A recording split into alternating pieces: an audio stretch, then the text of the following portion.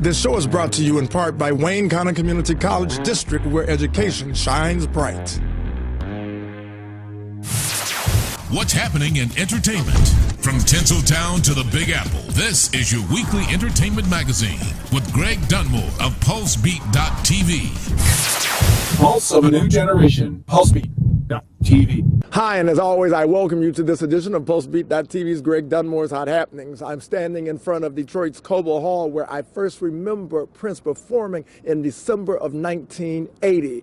We're going to be showing our love for the one and only Prince later on in this show. But first, let's join Blair Underwood as he gives Pulsesbeat.tv an exciting scoop on a Detroiter who is exceptional in the world of the dramatic arts. Hey, it's Blair Underwood and you're watching Pulsesbeat.tv. I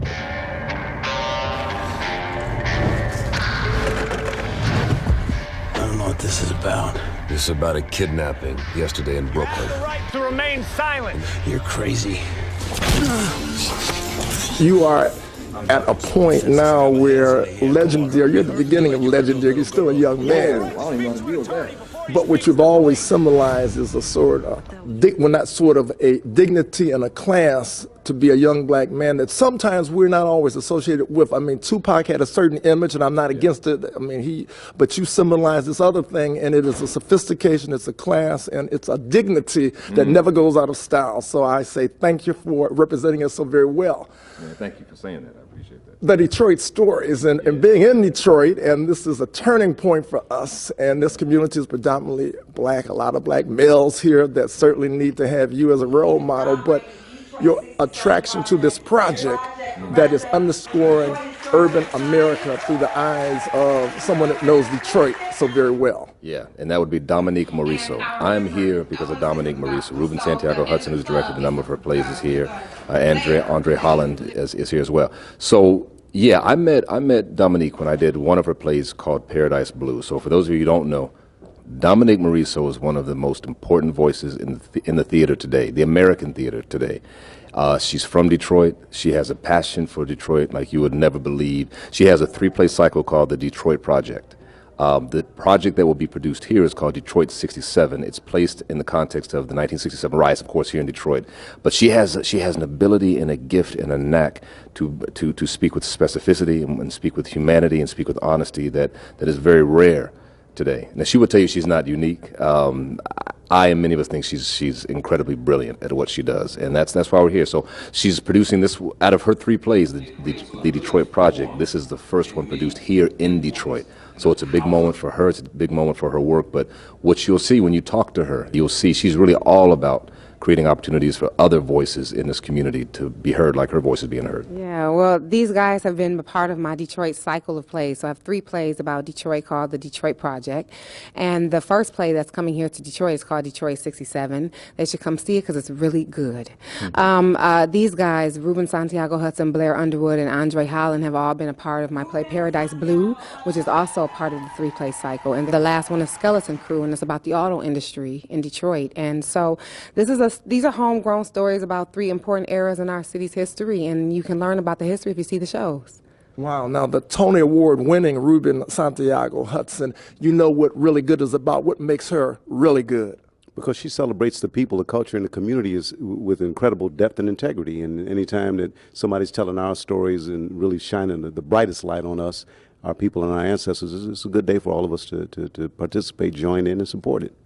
And being an actor of note, I'm sure that these really wonderful plays are far and few in between. So what is it for you as a black actor to have a playwright of her level of intelligence to wrap it around your acting chops? It feels like a gift, a real gift. I mean, so often the plays, the parts that come my way tend to be things that are sort of on the periphery, but Dominique does a wonderful job of putting our black experience right at the epicenter of it. And so as an actor, it feels like the most wonderful experience, the best ride you could possibly go on. Now, Detroit has been in the spotlight nationally and really internationally because of the good, the bad, and the ugly. So what about Detroit would you want the audience to take home, or what about Detroit is something that you're trying to shed a light on? What aspect of the city?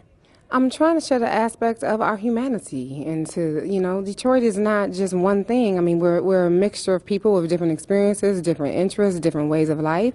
And I think that like anyone else, anywhere else, I think the one thing I don't want is to continue this violent, poverty porn kind of narrative about our city. And it doesn't mean that there isn't poverty here, but if we're going to examine it, we're going to examine it in 3 dimensions and not 1-dimensionally, which is how it's getting examined in the media. The urban agenda, there's a crisis going on in the world, and especially in this, I want to call it what is it? Is it a well, I'm going to call it CPT was known as colored people time. So now it becomes a critical Trump problem for maybe the country. And I'm not going to make a political thing, but I am going to talk about the crisis that we are having in urban America, and Trump has a solution maybe, and Hillary Clinton has a solution maybe, and Bernie Sanders maybe, Cruz maybe.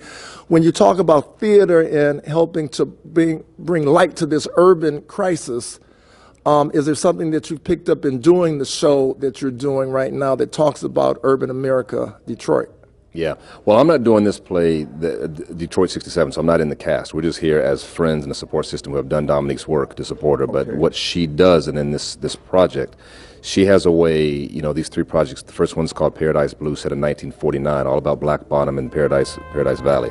But that's set against the gentrification in the 1940s with Mayor Cobo coming in and disintegrating, basically, Black Bottom, all these black-owned businesses and corporations. So it's about the outside forces affecting these, usually 4 or 5 people in her plays. Detroit 67, the same thing, how the riots of 67 affect these groups of people. And that's how she drills down into the humanity. And then the third play, Skeleton Crew, is all about a car company and a skeleton crew at night and dealing with 2008, dealing with the whole recession at that time and how we as a community are impacted. So she's been that very clear, concise voice. I'd say concise, but also she's poetic, and also she's theatrical, but also she's very raw and authentic at the same time. Now you say, he just gave us a theater history lesson about Detroit. So theater is a teaching too, because you said more about Detroit than a lot of folk know. Well, no, it's amazing, because I didn't know about, especially with this place in 1949, Paradise Blue, which is not happening right now, but I didn't know about Black Bottom. I didn't know about Paradise Valley. There's a book called Detroit Before Motown. Yeah. So we know about so many people, our generation and generation after us know about Motown. But there was a whole music scene, primarily the jazz music scene, set in Paradise Valley. All these jazz clubs. It was a lot. The greatest in the jazz world, in the music world, came through Detroit into Black Bottom and Paradise Valley. Now, what Dominique has done is something that I want to underscore and get your insight that theater, especially for African American actors, there's this genre which was known as the Chitlin circuit, and depending on how you like chitlins, for some folks it's a delicacy, other folks it's something that's filled with something else. But theater now, in which she is doing, which I know is what I call hot theater, and that stands for higher order thinking theater. Your opinion about the sort of work that she's bringing to actors to wrap their acting chops around? Well, whenever you have a voice like her, it creates opportunity. And as artists, we get excited. And as audience members, we get excited because somebody's speaking our language, literally and figuratively. And is speaking our language in the way in which we speak, with our cadence and with our rhythms, and digging down into how we really feel about stuff. Not being politically correct, but having an edge and understanding to, really how we as a culture communicate and how we feel and speak. So she's been able to do that, and as an artist, to be able to speak those words of someone who speaks our language in that way, it's really extraordinary. It is, and when we talk about, I just want to say the reason we all flew in, we're here for Dominique, is because Dominique's work has been known all over the world. Really, yes. This play that's going to be produced here in Detroit for the first time has been produced 12 times before. Detroit 67. This will be the first time it's been produced in Detroit. So, like she said, people, she's one of the most humble people to ever meet. She said, but people know my work. all over the country, but they don't know me here. Yeah, you know, and then I want to pat myself on the back because I think for record that I was the first person to talk about her play, yes, on the radio, and no one talked about it in this market, and I did, so I want to claim that. But Claim that, brother. But when we talk about extraordinary, your career, which is ongoing, is extraordinary from what you've done on television, and I know what you do in terms of fashion because I own many of your suits, and I absolutely love them. And then what you've also done as relates to, well, let me put it this way. You have done so much, and there's a little birdie telling me that you might be involved in the movie, a biopic of a legendary woman. There's a bird that's telling a little bird that you may be in a film, but of a legendary woman that we love in Detroit. That's called a teaser. But there's one legendary woman we all love in Detroit. It starts with an A. But anyway, can you let us know what is?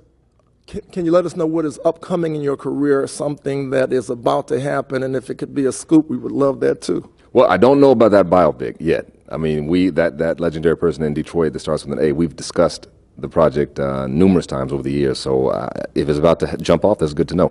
I just finished doing a pilot for ABC called Broken, which stars Anna Paquin. She was like the youngest Academy Award winner for the piano many years ago. She's not 11 years old anymore. So it's primarily her story. We'll wait to see. We'll know next month in May if ABC picks us up, but it looks really good.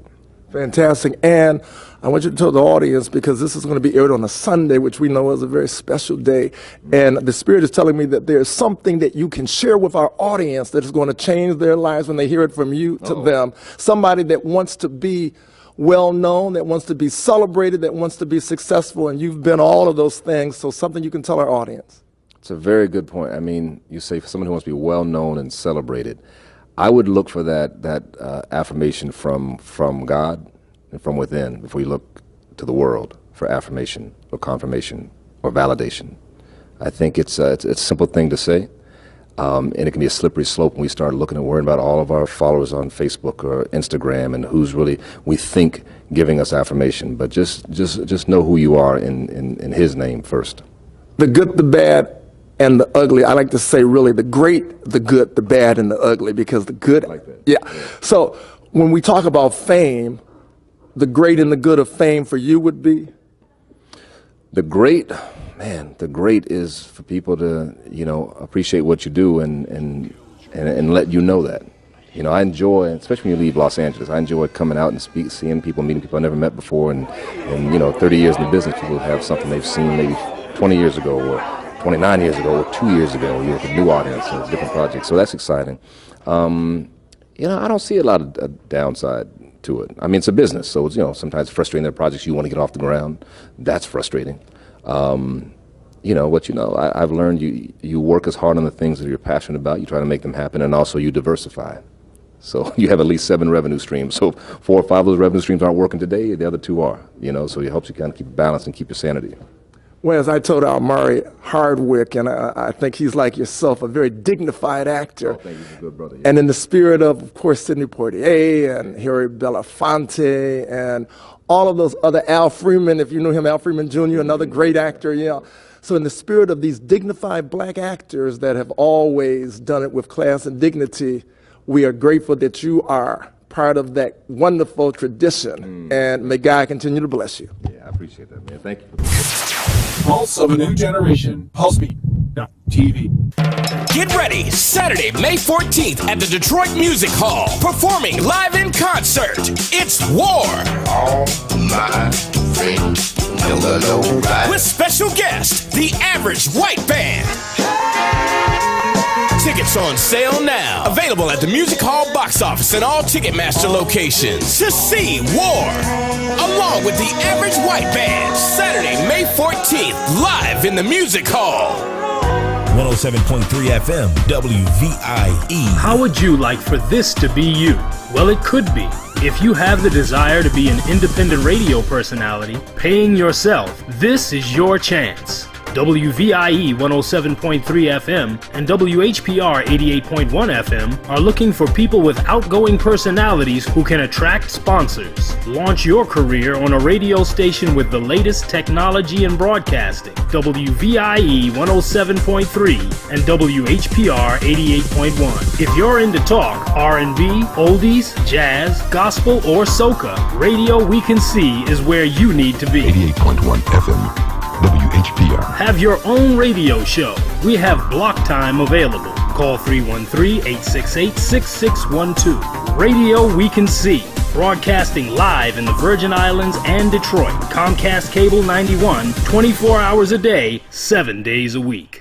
Pulsesbeat.tv, did you know? Hot happening moment. Pulsesbeat.tv. A Pulsesbeat.tv hot happening recommendation is you've got to be today, Sunday at 3 p.m. at the Dr. Charles H. Wright Museum of African American History, where the very profound Randall Robinson is going to be giving a lecture as part of the Liberation Film series. When you hear Randall Robinson speak, you truly know that he's hot as in higher order thinker. Your feelings about Prince as an activist and musician? Well, obviously, he was a great innovator. And he was an independent innovator. He elected to trod a road of artistic freedom, and he did that with a great deal of courage. I mean, it's hard to pigeonhole him. He really, what his genre is up for debate.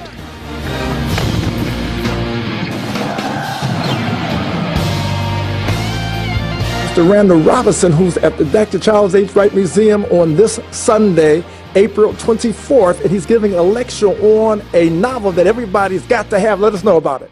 Novel's Makeda, and it's about this wondrous grandmother born blind who has lived at other times, lived in the ancient world, lived during the age of slavery, and had these marvelous lives, so that she is in a position to tie together the pre-slavery period and history of the black world together with the contemporary black world. She has arced it all. She has seen it all. And she says to us in this book that our people have known better times. We've had great successes, and these need to be known to contemporary people in the world so that they will be encouraged to know that because we have been great once before, we can be great once again. So, you see, you've got to also remember that the Dr. Charles H. Wright Museum of African American History does this sort of programming all the time. So if you're not a member, you must become a member. And remember, when you support the museum, you're supporting a culture that defines greatness. Pulse of a new generation. Pulsesbeat.tv. As I said earlier, it is Cobo Hall, Cobo Arena, where I first remember Prince performing in December of 1980, and he mesmerized this city and certainly put his unique stamp on the arts and entertainment scene that would be shared in its enthusiasm around the world. Now, sadly, we know Prince is no longer here, but in spirit, he will always be here, and his great music is certainly going to shine bright. Prince is being celebrated all over the world in a very purple, perfect, special way. From Detroit, New York City, of course, Minneapolis, and Paris. Before he created the music, he lived every bit of it. Come on, lady, for friendly word. Beat that phone, jumping on the floor. That's all I heard. I'm gonna let the elevator break us down. Oh no, let's go. Purple Rain. Pulsesbeat.tv Special Prince Memories is something that just took place last summer in August when we were bestowed the honor by the National Association of Black Journalists, the Award of Excellence in Television. And after that ceremony, Prince was so gracious to open his estate, Paisley Park, to the NABJers to celebrate our convention in Minneapolis in the award ceremony, and we were able to get an insight in a home that is like none other. Paisley Park, Prince's Paisley Park. You know, we had a chance to hear Prince talk and address an audience of journalists and also natives from Minneapolis, and we were very, very impressed.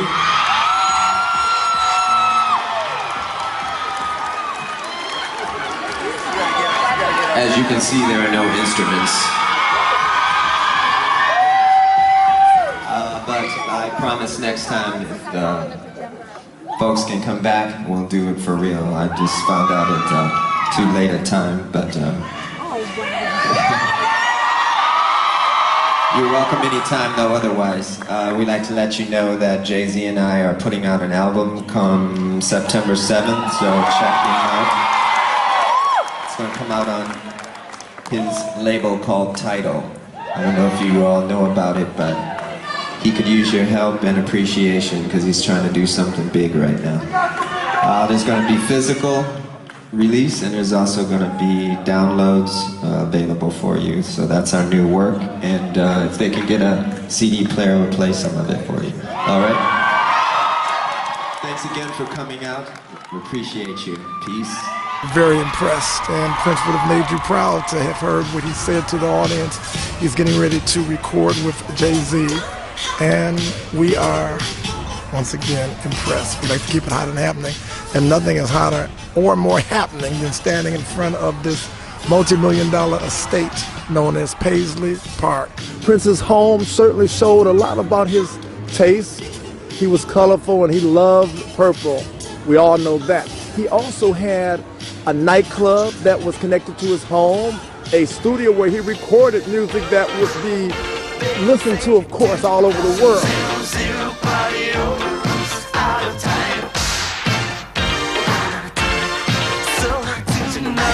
And when we think about Prince in the Pulsesbeat.tv fashion, we like to reflect on the interviews that he did. I have nothing else to prove. I feel like the greatest performer that I could have been, and people who love me feel that I was the greatest performer they'd ever seen, so there's nothing left to prove like that. What do you most want people to know about you? First of all, what do you think the perception is? Well, I'm sure after the past 2 years or so, it's become quite strange. Yeah. I hear they're calling Diana, the artist formerly known as Princess, now. So, I mean, if it's gotten to that point, then...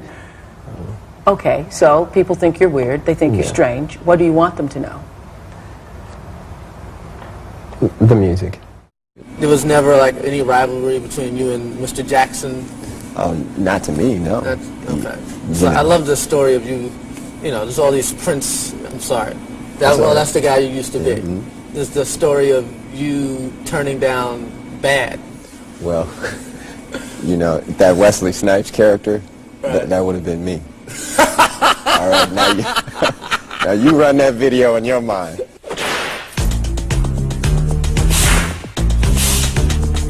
The first line of that song is, "Your butt is mine." Your butt is mine. Now I said, who's gonna sing that to whom? Cause you sure ain't singing it to me. And I sure ain't singing it to you. So, right there we got a problem.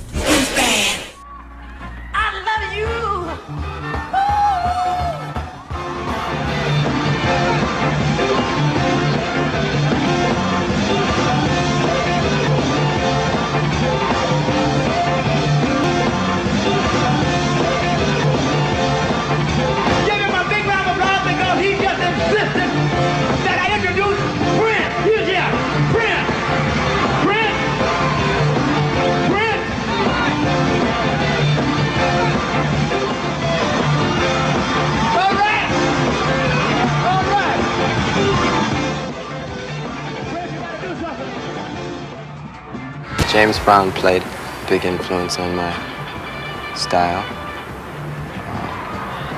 When I was about 10 years old, my stepdad put me on the stage with him, and I danced a little bit until the bodyguard took me off.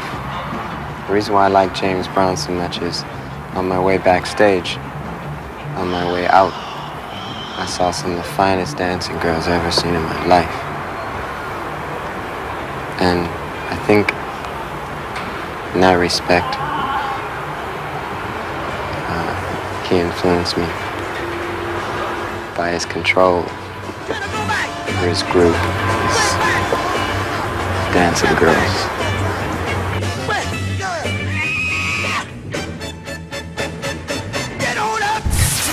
Pulse of a new generation. Pulsesbeat.tv.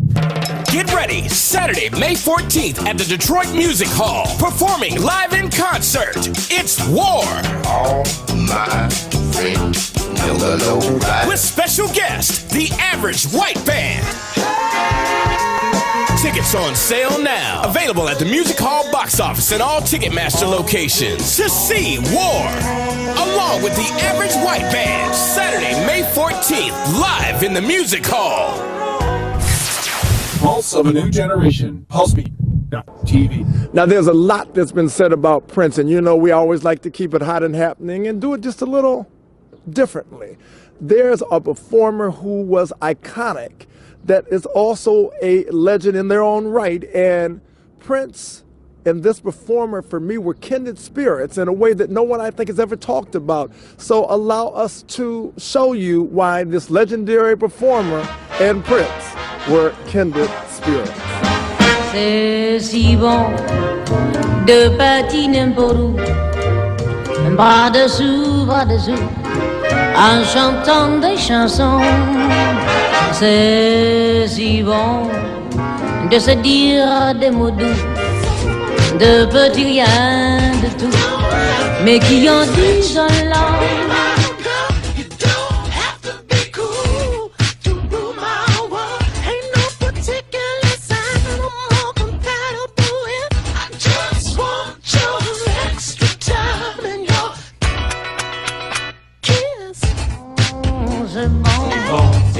Je cherche un millionnaire avec des grands Cadillac cars,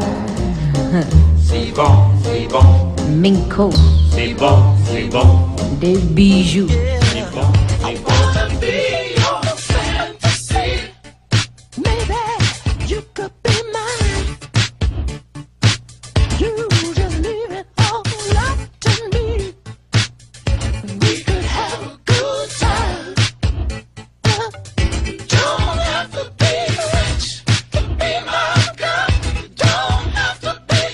Now, that was truly a hot happening moment, Eartha Kitt being compared to Prince. But did you see it? I hope you did. Thank you so much for joining us on this edition of Pulsesbeat.tv. Prince, he will always be very close to our hearts and our soul, and he was certainly a man that defined what it is to have a lot of heart and soul. Prince, this is for you. May God continue to bless us with your music, and your memory will always be purple, perfect, and unforgettable. I never meant to cause you any sorrow.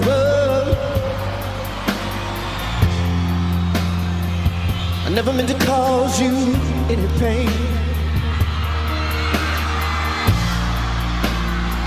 I only wanted one time to see you laughing, babe. Only wanna see you laughing, yeah. In the purple rain, purple rain, purple rain, purple rain. Pulse of a new generation. Pulsesbeat.tv.